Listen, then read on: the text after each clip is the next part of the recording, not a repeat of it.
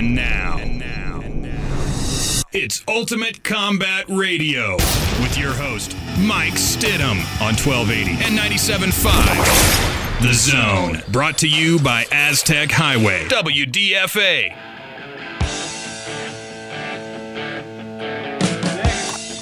Welcome to Ultimate Combat Radio, Utah's only all-mixed martial arts radio show. I'm Mike Stidham, bringing you the latest news in the world of mixed martial arts. I'm joined by the MMA babe, Robertina, who I understand is going through a little bit of turmoil in her life. Bobs, how you doing? I'm good. I'm all right. Now, I noticed you didn't make it to the I Love Kickboxing classes all week long. This is the first time you haven't since we started the program. What's going on, man? I'm just, planning this whole party, as some like to call it. Yeah, you're going to call it a party. These guys are doing international for a wedding, so it's kind of not exactly what I would call a little party. But now, also joining us on the program is the source of all of these problems, Joe. What's up, Mike? How you doing? Joe, can't you make her life a little easier? That's my job, is to make her life hard. Well, apparently you're succeeding. Now, Robertina, I understand that the I Love Kickboxing class would be a great way to perhaps relieve some of those tensions and get some of that aggression out. It's a true story, and next week, watch out, because I'm ready to relieve some tension. All right, well, good. I can't wait to see that. All right, now we have a new segment in the show. It's a trivia question we've been doing for our listeners, and answering said trivia question, you can win fabulous prizes. Now, here's the cool thing about this show. If you win something, you don't have to wait 6 months before you can win again, because this way our one and only listener can win more every week. Every week if they want. And this week's fabulous prize, we gave one out last week, and by the way, the winner showed up and was super excited about getting it. We got another one, GSP's Rush Fit. It's a set of 4 workout DVDs, each containing 5 tough mixed martial arts style circuits designed by UFC fighter George St. Pierre and his trainer Eric Owings. So are you ready for the trivia question, folks? I'm ready. We put it up on Facebook today, and I'm interested to see. I saw a couple of people started writing the answers down there. I said, well, don't put it here, because if you call in, you can win a prize. You're just going to look smart on the internet if you just put it here. So there are 6 UCE veterans that appeared on The Ultimate Fighter. Name them. All right, hang on. Let's clarify the question. Okay, so yeah, we got to clarify, because there. In fact, I was quizzing Bob and Joe before the show started, and they started rattling off names. I said, wait a minute. There are 2 guys that didn't make it into the house. They were eliminated. They went to the eliminator, and then they were eliminated, so they don't count. And then we had another person that actually was on the show as a trainer that fought in the UCE, and that doesn't count. So 6 people have fought. They were fighters, and they appeared in the show, and they were in the house at The Ultimate Fighter. I know. Okay, well, call us with your answer, and you could win the GSP Rush Fit DVD set, and we'll get you going with that. All right, is that how you got looking so sexy, Mike? Oh, man, this is all I love kickboxing, bro. I'm telling you, it's been awesome. I love it. Quick reminder, if you miss any portion of the show, you can catch up on, why don't you give the numbers out? Yeah, there, let's do that. Because if nobody calls and gives us the answer, I am keeping that Rush Fit DVD. Just for the picture on the front? Well, yeah. Somebody call, please. Somebody call. Set it up and look at it. Call us at 470-570 or 670-1280. Text us at 53318. Do not put it on Facebook. Why not? Let them do it on Facebook. Well, I guess now they should. No, they got to call in, right? They gotta call in or text in. Okay, I got you. All right. So, quick reminder, if you missed any portion of this program, you can catch up on it by checking out Aztec Highway's YouTube page, because right now we're being filmed. We're practically movie stars. Practically. All right. We had a guest on the show last week. For those of you who missed last week's show, we interviewed the president and director of NAGA, Kip Kohler, and what he's been able to do with NAGA is nothing short of phenomenal. And so I was real excited about the tournament. I was more excited after we interviewed him. It really, truly has become the largest grappling tournament in North America. And having said all that, I was eager to see what Dr. Sick wrote about it in his blog. And if you don't know who he is, Brian Yamasaki has a blog, and it's called Damage Control MMA. It's damagecontrolmma.com. And he's one of those guys that really picks things apart. I mean, to the very most minute detail, and I was interested to see what he had to say about it. But I also had a very unique perspective at the tournament as well. And as we spoke about last week, they asked me to be the announcer at the event, and so they gave me a walkie-talkie. So I was able to listen to all the behind-the-scenes stuff that went on, and so I was kind of interested to see what Brandon saw versus what Brian saw versus what I was able to experience. So Brian felt like the rules were very overwhelmingly complicated. Whereas I didn't really think so. I'm just maybe one, and I think you're the same way, Joe. We're just knuckleheads that go in and do the tournament, right? Did you didn't go to the rules meeting though, right? I was busy announcing. It was I was like a star. I think what he's saying is that the rules meeting was complicated because it took like 30, 40 minutes to go through the rules. And I like you said, I'm a knucklehead. I'll tell me when I'm doing it wrong, and I'll during the match. But so I didn't listen to the whole thing, but I get what he's saying because I listened to about 10 minutes of it, and they were acting out all the different things you could. I'm glad that they did that though, so that way afterward nobody can really claim that nothing went, that they were robbed or anything like that. But what I really felt like, and I think Brian even acknowledged in his blog, was that that it was a kind of a necessary evil. That they were very complicated, but it kind of has to be that way. And kind of give you an example. We talked about last week some guys that if you look at their application, you put them in the same division and you go see them and one just slaughters the other. They were very, very specific about pairing people up and making sure things were fair. And so Brian even cited a situation which I thought was very interesting.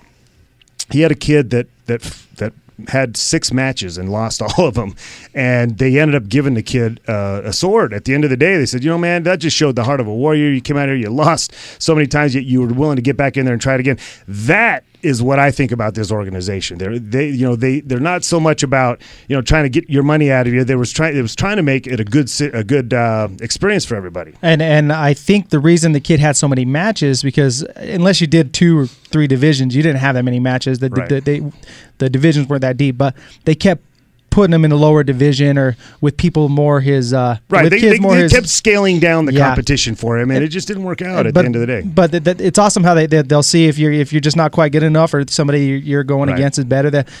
We saw it quite a few times. Even Eric Whalen, he got bumped up. Well, they bumped him up because there was he's a kid. He's a white belt. He was in there with purple belts, and tough kid though, and he held his own. He actually won his no gi division and took third in the gi division. Yeah, many times we saw that they would stop the match. Say, listen, you got to go up, and that's what's cool about it, especially with the kids, because you don't want the kids to go out there and just get beat up. Right. And look, adults go in there and do your thing or whatever, but they really paid attention with the kids. So I thought it was pretty cool. But I also had the unique experience of, because they gave me a walkie-talkie because I was the announcer, I got to listen in on what was being said behind the scenes. And I just remember when I used to put on my shows on a weekly basis, and please and thank you become kind of obsolete. They're not terms that get used a lot because it's, we got to get something done right now. And rather, please and thank yous get replaced with up yours and FUs, And I heard a lot of that going on the radio.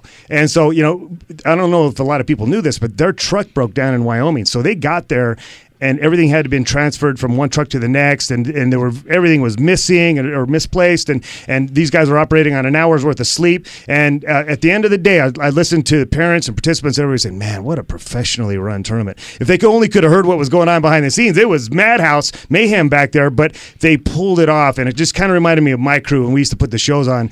We got it done. We were a dysfunctional family. We argued. We called each other names. At the end of the day, we sat down and had a beer and had a great time, but we got the shows done. And these guys travel together across the nation. What'd you say, 30-something times? 37 times a year. That's pretty amazing. So, yeah, they become a crazy family. All right, so now after, having said all that, I want to congratulate our team, by the way. Our team took second in the medal count, and our gym performed awesomely, and especially Joe. And I'm not saying this because you're sitting right in front of me, and this is kind of a consensus feeling. You really overperformed. You came out and you had some tough matches, and people kept expecting Joe to fade, and he didn't, and you took a gold medal in both the gi and no gi division. So congratulations, man! You did a great job. Thank you. I appreciate it. It was rough, man. They didn't give me no break at all. I went from the no gi championship match. The guy in the semifinals for the gi had already done his match, so he was waiting for about an hour for me to finish the tournament. They gave me enough time to put my gi on and go at it. No break. So, but it was fun, and man, it was an experience. I loved it. And didn't you grapple 6 times? It was 5 or 6 times, and nonstop. So it was good. And the rest of the team did really well as well. Tommy Gunn, Vig, Carter, Lauren Brumley. I consider him a teammate, even though he's the guy I went against. Mafu, Jeremiah, my son Nick, my wife. Everybody did it. Everybody did a great job, and it was a tremendous showing. So real super proud of them. Now, having said all of that, and after watching all the matches and seeing your teammates fight for honor and pride, it kind of led to a very spirited debate that started on Facebook and has kind of evolved, and we made it our poll question question this week, because when you go to these grappling tournaments, you hear people refer to the competitors as fighters. And when is your next fight? Or are you fighting? And Brian Yamasaki had an interesting question that he posed. He said, do you consider these grappling matches fights? And do you consider the fighting? Well, I'm going to give you my take on it. And I know Joe's take is not exactly the same as mine. We're going to get yours in the following segment. But my take is this. I don't believe a grappling match is a fight. I don't think a boxing match is a fight. And I don't think a wrestling match is a fight. I believe a fight occurs when all aspects of fighting are allowed. Granted, you're in there competing, you're going hard. It's a match, and hopefully it's an even match, so it's going to be back and forth, kind of a battle. But Jeremy Lott on Facebook, his argument was that because there's that safety net of rules and referees, that it's not really a fight either, even an MMA match, because you have that safety net. Well, I'm not going to go that far. My argument is that if a boxer has to concern himself with being taken down and being submitted, and a wrestler has to worry about being hit or being submitted, and if a grappler, if he can't get you to the ground because he can't out-wrestle you and he has to worry about being hit, that's a fight. You've got so many elements that you've got to deal with. So I think Jeremy's description is more of that of a warrior. If you're going to go to war, then that's one thing. But I think an MMA fighter is definitely a fighter. And once again, I know that Joe has an opposing view, and I can't wait to get to it. You can kind of tease me with it if you like, Joe. So to you, the only martial arts or the only thing is MMA. That's the only thing that you consider a fight. Yeah. There's nothing else that you. So your entire karate career, your kickboxing matches, you never considered yourself a fighter. I did kumite. Whoa. No, you know what? I didn't, because in karate, while I think there's a lot of skill involved, it wasn't a fight, because the optimal. In fact, I think if you look at the athletic commission agrees with it, because they don't sanction it, they don't feel like they have to regulate it, because you're not trying to knock each other out. So that's kind of the I guess the standard that they use, but no, I at the time, sure, I did, and I have to say this: I was a karate guy all my life. I did Taekwondo. I got a 3rd degree black belt in Taekwondo. There was a day that I had a day of reckoning where I just said, you know what, I have been duped all my life, because yes, this stuff it has its place, and it certainly has its place in the MMA scene. I mean, you have to learn how to kick, if nothing else, know how to defend them or how to recognize them, how to deal with them. It's a piece of the puzzle, but it's not the puzzle, And so I always felt, all this time I was teaching these little kids how to defend themselves on the street, and I was doing them a disservice, because okay, somebody takes you down on the ground, and now what do you do? Because we didn't teach them any of that stuff. So it's got to be part of a more comprehensive system. Whereas, I think Taekwondo, I think they have their benefits. They teach kids good things about, their moral structure and those type things. But do I think it's teaching your kids how to fight? Absolutely not. It's interesting that you take that. I really thought you would take the other side of that argument. I know you did, and I saw Robertina scribbling notes over there, and I thought you guys thought you had me on one there, but no. No, I do. I do. Well, I will say this, though. Now, I never considered a wrestling match a fight until I watched the video that you and I both watched. Brian Yamasaki was kind enough to put a highlight video, a link to a highlight video of Mark Schultz's wrestling career, and holy moly. If you were not technically in a fight with him, I promise you, when you got done wrestling him, you thought you were in a fight. You were in a fight with him. He was an absolute, I should say he is an absolute beast. And I'm very happy to announce that we now have a date set for his seminar coming. It's April 20th and 21st. Now, we don't have a location named yet, because when I made this announcement, I have my computer literally blew up with people from the wrestling community that want to come and be a part of this event, because Mark Schultz is literally a legend. Now, for those of you unfamiliar with him, he's an Olympic gold medalist, a 3-time World Wrestling Champion, a 3-time NCAA champion, and he was the head wrestling coach, of course, at BYU. He fought in UFC 9 and beat Gary Goodridge, who is no bum. Gary Goodridge is a tough guy, and in fact, he took that fight on kind of a last-minute notice. He was a fill-in fighter, and he's one of the most accomplished wrestlers in the history. And, these are his words when I talked to him. He said, Mike, I'm going to make this the best wrestling seminar you've ever been to. So I'm excited about it. So the seminar, it's going to be just wrestling, or is he going to do it? Because he's a grappler, like he's a submission fighter, right? In fact, I understand that Pedro Sauer is going to give him his black belt. But no, this is a wrestling seminar.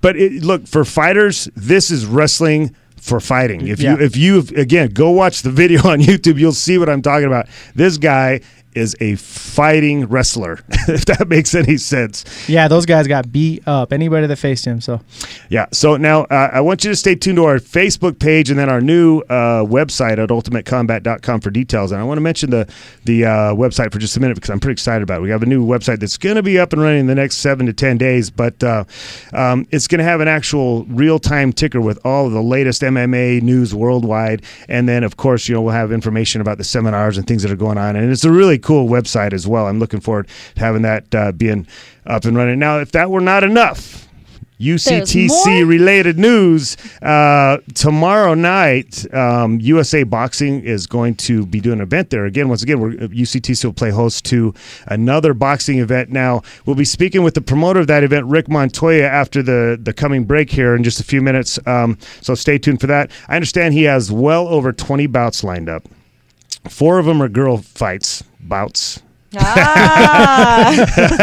And they've got teams coming up from Las Vegas, Idaho, Wyoming coming into town. So looking forward to hearing more about that. And then just another quick announcement about the gym there. Excited about this. Man, we're doing everything, aren't we? Buddy, I'm telling you what, man.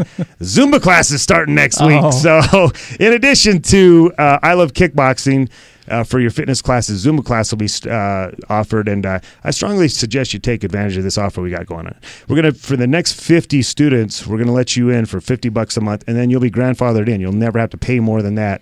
So everything's included: all the MMA classes, the boxing, the jiu-jitsu, Zumba, I Love Kickboxing, unlimited visits per month. $50, man. You can't beat it. You're not going to find that anywhere. So come see us down at the VF Factory Outlet Mall at 12101 South State Street, or give us a call at 801-967-5295, or you can check out our new website again in the next few days at ultimatecombat.com. So now let's kind of leads us into the badass of the week, Joe. Yeah. He should have been, but again, this is really kind of MMA unrelated, and it's just something that I really found to be phenomenal. If you haven't heard about the Kony 2012 movement, it's about a guy named Joseph Kony. He's a Ugandan warlord that kidnaps children and turns them into soldiers, and he's operated pretty much uninhibited as a one-man deal going for about 26 years now. And one guy kind of found out about it and says, I feel like I can make a difference, and I'm not one of these sappy, I get involved in movements too easily, but I've been amazed at what he's been able to do. When you think about Kony 2012, you think maybe he's referring to the year 2012, but no, he's talking about he's recruited 20 people of influence, including Mark Zuckerberg and Beyonce, people that he feels like they have a good circle, and have them bring this message to the fore. And then he recruited 12 policymakers, congressmen, John Boehner, those kind of things, and for them to try to enact some type of a movement to put this guy to rest, man, get rid of him. He's doing a lot of nasty, bad things to kids, and he's been able to do what he's wanted to do in Uganda forever because nobody cares, Well, for whatever reason, this message has resonated in a big way. When I heard about it and checked it out at 2 o'clock this afternoon, there were 36 million views on YouTube. And last checked about it, about 45 minutes ago, it's gone up to 57 million views on YouTube. It's just spread like wildfire. So whether you believe in the message or not, to me, the fact that a guy can get that much of a movement done like that, it speaks volumes about technology, what we've been able to go to, but about just what one individual is capable of doing. And that's, I don't think you're going to see, or we haven't seen in recent years, anybody that's made that kind of a movement in such a short period of time ever. So there's your badass of the week. Now, we do have a Colbert report because I found this very interesting. Believe it or not, Bill Colbert is not the biggest ding dong out there. Swear to that guy. What? Swear to Kony. Well, I don't want to get too far ahead of myself and say that he's not the biggest, but there is actually trouble in other states because of finances. And believe it or not, the Oklahoma State Athletic Commission has ceased approving all MMA events after March 31st. And the reason they gave is budget. And the budget is the reason they're struggling is they actually passed a law that they get 4% of all pay-per-views that are shown in Oklahoma. So it doesn't matter if the event happened there, they're getting 4% of UFCs if people buy them in Oklahoma. Well, the UFC is saying, hey, man, BS. We're not even doing anything in your state. We're already paying taxes. You can't double taxes. And certainly taxation without representation because we're not even in your state. So they're opposing it, and in anticipation of the legal battle that's going to be happening, Oklahoma says, well, we're just going to stop. We can't afford to operate without that revenue, so they're stopping. So they're taxing pay-per-views that are being shown that people are paying for. They're trying to get a percentage of that. They were doing that, and the UFC said, wait a minute, that's our money. You can't do that. And again, you go back to taxation without representation. You can't tax me in Oklahoma if I don't have a say in voting for the people that are making that tax. So it'll be – and look, man, the UFC's got the best legal team in the world. They're not going to, I think the Oklahoma Attorney General's office is going to have an uphill battle trying to fight them. Dana White's going to blacklist Oklahoma. Well, he just very well may. And what I was interested to find out as I was reading about this today was that there are over 200 annual MMA events in Oklahoma. And what this is going to do is it's either going to drive it underground or it's going to drive it all to the Indian reservations where, they can get away with it. But they're just going to cause illegal fights where they're not sanctioned and people are going to be getting hurt. Well, that's one way to do it, one way to look at it, and certainly another way I think is, look, man, if you can't afford to regulate it, get out of the way. Don't do it, yeah. Don't regulate it. We don't need you here. So, it really kind of poses that, does government belong regulating MMA anyway? And especially about the trivia question. If they can't afford it. And I understand we have a caller about the trivia question. I'd love to hear what the answer was. Who do we have on the line? Hello? Hello. Rob. Hey, Rob. Rob, are you there? Nope. Rob is not there. He got stage fright. You know what? It happens, man. It happens. I kind of get nervous when I see myself in the mirror. Okay, about this whole Oklahoma thing, how can they have that many shows a year and not make money? Have revenue? Yeah. How is that possible? And let me speculate here. Maybe their director makes $107,000 a year. They said, "Hey, well, Utah's charging that much." Kind of like another state I know of. So this director needs to learn how to rip off the promoters to make more money. Look, man, all he needs to do is look into the playbook of the Utah guys. They figure it out just like that. Well, what he did, he went after the biggest promoter, which is a mistake. Right. Well, so wait, do we know for sure that our director isn't taxing the UFC? I do know that. Has that been clarified? I'll tell you what. I wouldn't be surprised if they were trying to. Did we get him back on the line? All right, let's talk to Rob here. Rob, what's going on, man? Hey, how are you doing? I'm doing super duper. Awesome.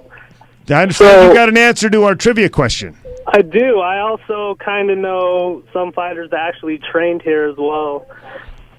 But I'm not sure if I know every single one of them, but let me break down the list for you. Let's see what you got. We've got Brendan Schaub, who was a player for the Utah Blaze. He came and trained here. Yeah. Shoney Carter. Okay. He was from California, and then he was on Ultimate Fighter 4. DeMarcus Johnson, of course. Junie Browning. He trained here in Orem. Josh Berkman, of course.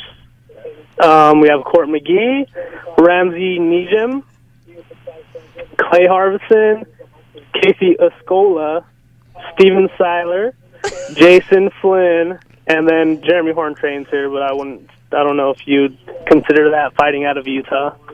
You are so close. You're so close, and I got to be honest with you. I'm going to give it to you, and the only reason why is you mentioned Jason Flynn, and I left him off my list.